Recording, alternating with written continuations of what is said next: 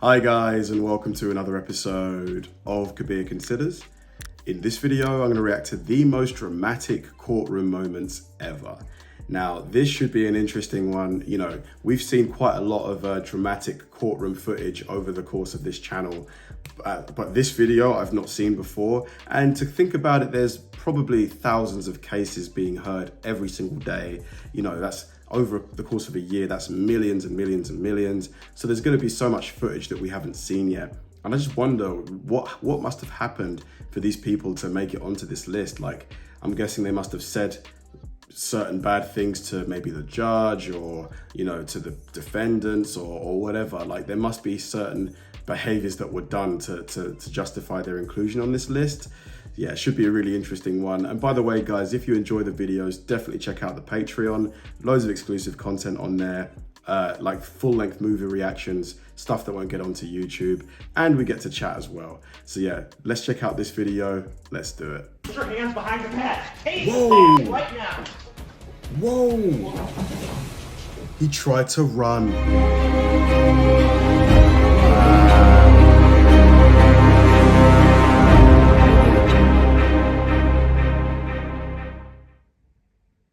This is Judge John C. Murphy. Courtroom proceedings can be hectic, but on this day, things got a little more than just hectic for Judge Murphy. John, who's trying to clear up his schedule and has suggested that an assistant public defender waive the right to a speedy trial for his client. However, assistant public defender Andrew Weinstock is committed to ensuring his client gets justice and insists he won't waive any case. And that seems fair. Like, you want to make sure your client's case is properly heard and considered. All right, what do you want to do? What do you want to do? I'm not waiting. The judge and attorney went back and forth but couldn't find common ground. Frustrated, the judge remarked that he would aim at the attorney if he had a stone. What? If I had a rock, I would throw it at you right now. Whoa, this judge is not professional. Asked Weinstock to sit down and said he would handle the situation, but the attorney refused, stating that he has a right to stand and defend his clients. Of course he does. What happened next is where things get a little crazy. Stop pissing me off. Just sit down. I'll take care of it. I don't need your help. No, sit you know down. what? I'm the public defender. I have a right to be here, and I have a right to stand I said and represent sit my down. clients. Nah. If you want to fight, let's go out back. Nah, this judge needs to be struck off. He's asking the attorney to fight? And I'll just beat Let's go your out. ass. Shockingly, What? the two men went outside, and although the court camera couldn't capture their fight, we could hear them going at it. Unbelievable. Unbelievable. Finally, a deputy intervened and separated them. Judge Murphy came back to clapping and cheers from the thoroughly entertained defendants. He took some time to catch his breath and continued proceedings without Weinstock there to interrupt. Weinstock wasn't aware, but Judge Murphy is an ex-military personnel.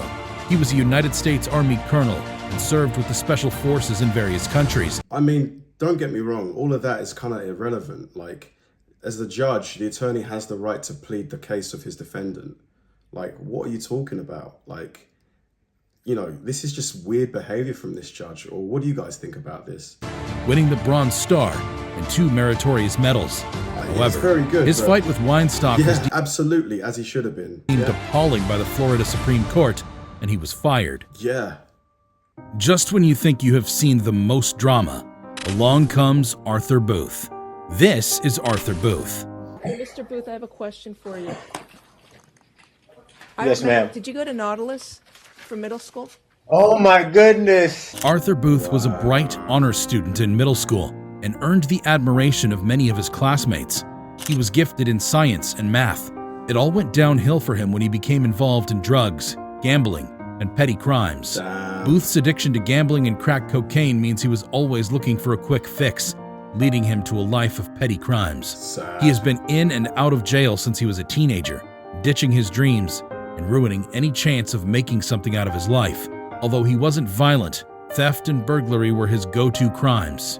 On one such occasion in 2015, the 49-year-old was spotted driving a car that was reported stolen in a robbery. He was arrested after he led the police in a chase rather than stop when told to. His charges landed him in Judge Mindy Glazer's Miami-Dade Bond Court. where his bond was set at $43,000 or a year in jail if he couldn't pay. However, just as the judge was done with him, she asked if he went to Nautilus for middle school. Yes, ma'am. Did you go to Nautilus for middle school? Oh my goodness. Oh my goodness. I'm sorry to see you there. I always wondered what happened to you, sir. That's so sad. Like, if I'd feel so sort of embarrassed, you know, like, but I guess circumstances led him to this. It's like, Oh my goodness. This is the nicest kid in middle school. The judge recalled how she admired him in school and wondered what became of him. He was the best kid in middle school. I used to play football with him, all the kids, and look what has happened. I am so sorry. Oh my goodness. He eventually served 10 months in prison, but the unusual reunion with his classmate affected his life. He fought his addiction problems and made a better life for himself. Michael Madison.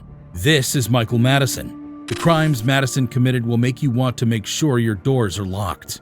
Madison was an American serial killer who murdered not one, not two, but 3 women. As a child, he had an abusive mom, and his mother's boyfriends also abused him.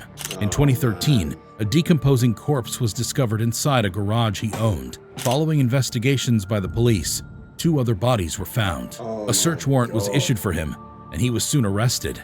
All 3 of his victims were women. He was charged with 3 counts of aggravated murder. His charges were later updated to 14 counts. On April 4, 2016, Madison's trial began. He was found guilty of murdering 3 women. On June 2, 2016, Cuyahoga Common Pleas Court Judge Nancy R. McDonald followed the jury's recommendation and sentenced Madison to death. During the trial, the victims' families were called to deliver a victim impact statement. When Van Terry, the father of the 18-year-old Sherelda Terry, was speaking, he looked over to Madison, and the serial killer smirked at him. oh man. Oh. I mean, what kind of a monster he's a serial killer, I guess, but to smile at the dad of one of the victims? Oh. What happened next was unexpected. Wow. Van Terry ran towards Madison and lunged over the table to attack Madison. Luckily, the deputies reacted quickly and escorted him out of the courtroom. No charges were filed against Van Terry, and Madison is still incarcerated. That was a whole lot of... Look at him, he's smiling, he's loving it. They should have given him 5 minutes in a room with this guy, just 5 minutes. Drama, but wait till you see this. Jeez, wow, no remorse at all. Tanner Jacobson and Cody Howard. Tanner and Cody were in court for driving on suspended licenses. Both men will be sentenced to 30 days in jail if found guilty. While both were waiting in the court, they got the idea of escaping. Except, it wasn't a bright idea, as 1, they were in handcuffs. 2, you can't run from the law. We were sitting there on the benches together, and he's like, I'm gonna run. 28-year-old Howard and 22-year-old Jacobson made a run for it. Wow. But they weren't counting on Judge R.W. Buzzard chasing after them. Immediately, the judge saw them run. He removed his robes and gave them a chase. They made it to the final floor, but just before Howard could run through the emergency exit, Judge Buzzard grabbed him and pulled him back. Good Jacobson stuff. made it out of Well the premises, done, Judge. but he was caught a few blocks away. I only get like 4 blocks, and then I stopped. I just stopped on my own. I'm like, what am I doing right now? If running away from justice was a person, then these 2 embodied them. The video of Howard and Jacobson's little run went viral. Badass judge chases down fleeing suspect. I mean, yeah, to be fair, the judge is a badass. Earned them a new charge of second-degree escape. For his troubles, Decision. I don't even know why I did it. Like, I would be out of here if I wouldn't have ran. I didn't try to escape to get out. I tried to escape to get well, and I tried to do what I could, do what I could do. Howard was sentenced to more than 3 years in prison for his attempted escape and other charges. Years. Jacobson, whom the judge caught, saw his sentence go from a potential 30 days to 1 year and a day for just second-degree escape. Honestly, sometimes people can be their own worst enemy. Dramatic enough? Wait till you hear about the story of Alan McCarty Jr. 30 days This to is 3 Alan years McCarty to a Jr. year. McCarty was sentenced to 20 years in prison for threatening to kill Circuit Judge Stasha Warren. McCarty believes Judge Warren is responsible for making him lose his kids in a custody case. It's being done unconstitutionally. Y'all took my kids unrightfully. You want to allow my witnesses here? He called the police, and what he said on this phone call something I'm sure that officer never expected to hear. Communications, Warhurst. Yeah, I want to report a crime that's about to happen. What do you mean a crime that's about to happen? Yeah, there's about to be a crime that's going to happen if my kids don't come back to me, you stupid. I got a gun pointed at your building. Where's your Judge Warren at? You going to bring that out in handcuffs and I'm going to execute that right in the street. The police traced the call, and McCarty was arrested and charged to court. But he wouldn't keep quiet.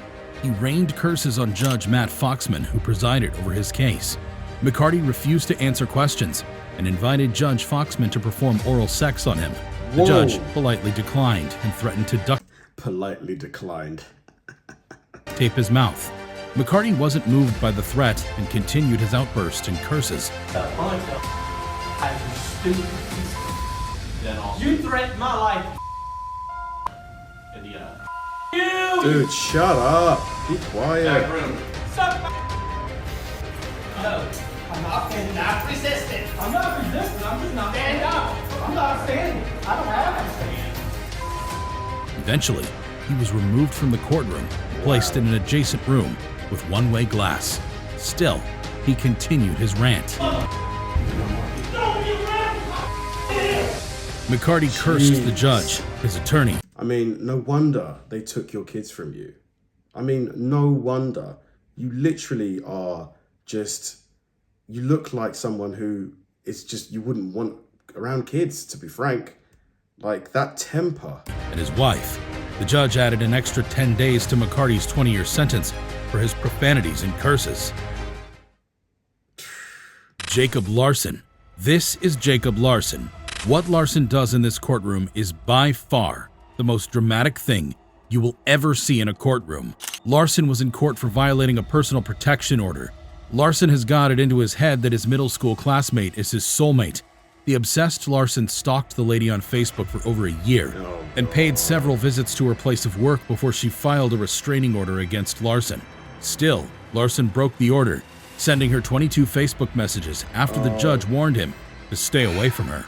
The hearing started peacefully with Jackson County Circuit Court Judge John McBain asking him several questions. You're hanging out at her place of employment, you're putting things all over her car, her managers got to come in there and ask you to leave. But what happens next? Poor lady, she must have been scared, like terrified. Is the opposite of peaceful.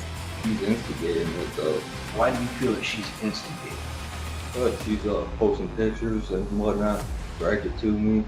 No, she's not, mate. Like, she doesn't, her life doesn't revolve around you. She's scared of you.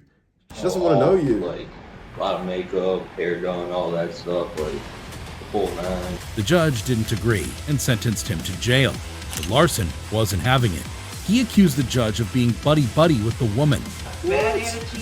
You had a bad attitude last time you were in court. You and her are buddy-buddy. 45 days county jail. Oh. Okay, 93 days in the county jail. You want to go for a year? Try it right now. One more word out of you. Mate, zip it. It'll be a year of county. Over Facebook. Oh. Really? 93 days to count. The judge ordered that he be taken to jail. Larson refused to be handcuffed and made to fight the court security, but not in Judge McBain's court. What McBain did next was shocking. He quickly removed his robe, joined the struggle, and held down Larson until he was handcuffed. Put your hands behind your back. Tase his ass right now. Wow. Dramatic moments are expected in a courtroom, but how about when teenage killers have no... Jeez, that was intense. Honestly, some people, like I said in the video, really are their own worst enemies, but maybe they're subconsciously trying to self-destruct, I guess, so that they can maybe, you know, be built back up from, you know, from zero. Like that last guy, it seemed that he wanted to go to jail in a way, because the judge was clearly telling him, one more word, I'm going to double it. You know, he went from 0 to 3 to 45 to 93. Just all he had to do was be quiet. I think maybe he was just in a pit of despair. Maybe he was realizing that his fantasies were just not real, that that this lady clearly wasn't doing anything to get his attention. She was just trying to live her life. Yeah, just some absolutely crazy people. And that guy who, you know, was saying, oh, they took my kids from me, and then he was threatening the judge. Like, what were you thinking? You thought that, you know, that would somehow get you your kids back? I don't know, man. Just crazy, crazy stuff. Thanks for watching, guys, and I'll see you in the next one.